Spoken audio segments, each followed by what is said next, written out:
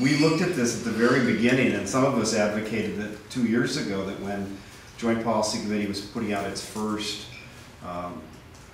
paper on all this, that we'd say at the top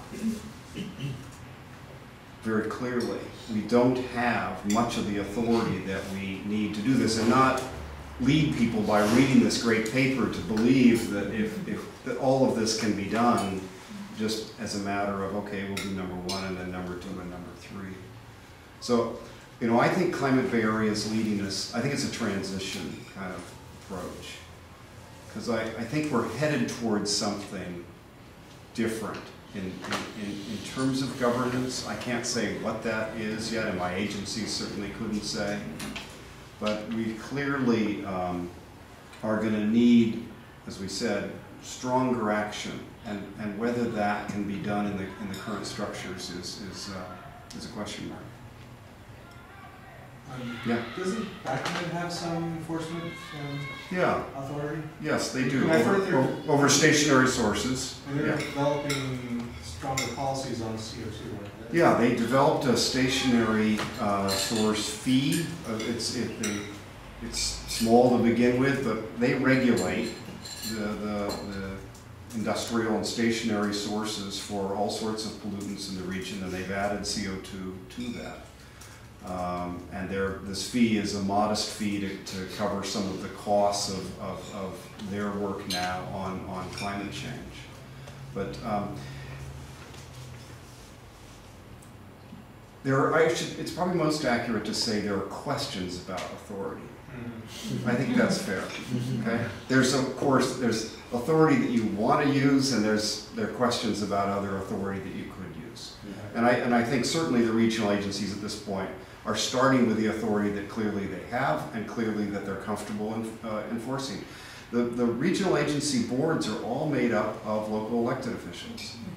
So there's an interesting, and this will be interesting as we go ahead over the next few years, play between regional and local and regional, and we're feeling our way with that, and so are they. One more question. Yeah. Can you specify how the public can plug into this?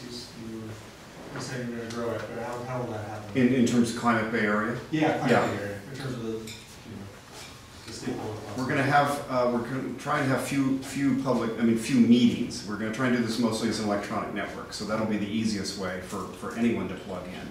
And we don't have that set up and going yet. We will have quarterly meetings that will be open, obviously, to everyone, and we'll set agendas so that we can have a fair amount of back and forth. So for now, those are the two ways and these meetings that I'm talking about in each of the counties that we're doing to do the scans of what are the key projects and what are the key barriers and opportunities. Getting in on those would be smart and good. Yeah. So, I'm probably like other people, my eyes sort of glaze over when all these entities and names and all this stuff come up, so it's always a little bit difficult to get grounded, when stuff happens. But one of the things that I would like to hear a little bit more about is, you said there are these 4 areas, and one of them was what strategies will move the needle. Yeah. So, strategy is sort of a vague word. I mean, the rest of it, but, like, when you say strategies, I mean, what are you thinking of? What's the scope of a strategy? I mean, can you give us some sense of what strategy means in the way that you're thinking about it? Sure. We're thinking of strategies in kind of a practical sense, in that you could see GHG reductions after a certain amount of time. They're that specific. So if we put just look at our list of 6 things the JPC is working on. If we put together regional/local parking policies or parking program for the region, parking pricing program, if we did that, that would be an example of a strategy, and one that, again, we think has a great potential to move the needle. This is not endorsing any of these, but CCA is certainly a strategy in this sense, and certainly one of the ones that would be on a list of things that could potentially move a regional energy retrofit, a commercial and residential retrofit program for the region would be, we would call that a strategy. I see. So strategy, so it's sort of like a particular plan for trying to reduce greenhouse gas emissions in a particular sector or something like that.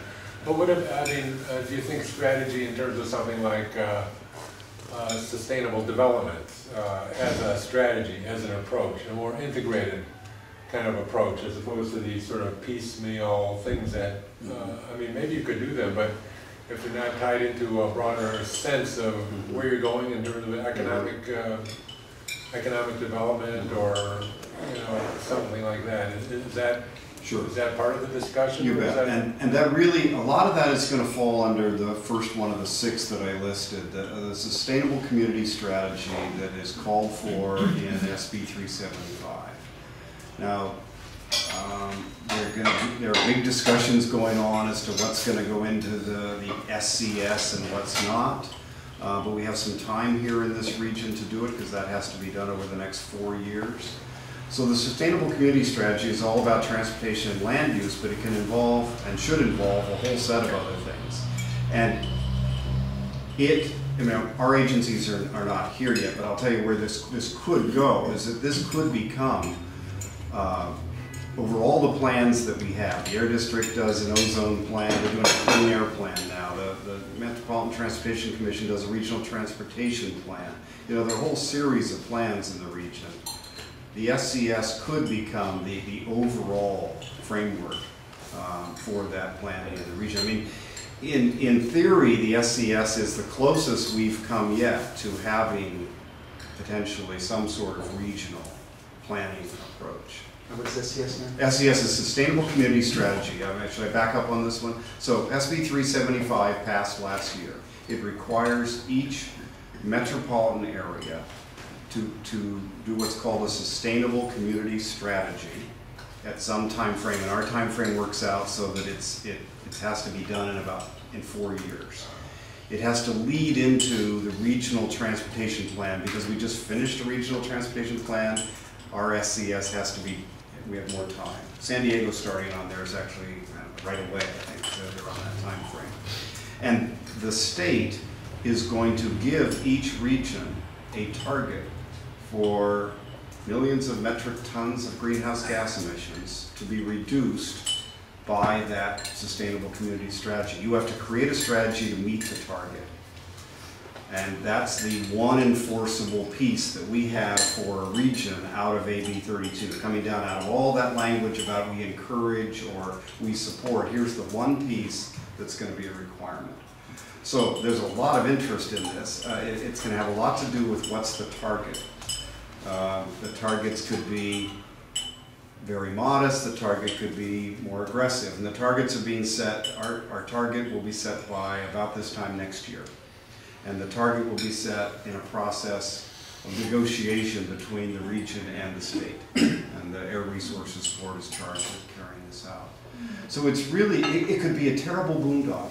I mean, the worst thing that could happen here, just to think negatively for a minute, is that it's already taking a tremendous amount of time and energy and staff time. And I mean, there's probably a conference on SB 375 every other week now, sometimes that many in the Bay Area. The potential, though, is that it really could be an integrated plan for how we are going to develop and redevelop the region. So it has a lot of potential, and it has a lot of potential to pull the agencies together. So MTC and ABAG have the lead, but the Air District has a lot to do with, and wants to have a lot to do with how this is produced. The cities have a tremendous interest in this, and how that's going to go with the cities and the regional agencies. And BCDC on the sea level rise side of things. I mean, a lot of our development could be around the bay, and there's a lot of good reasons to be developing around the bay for various reasons.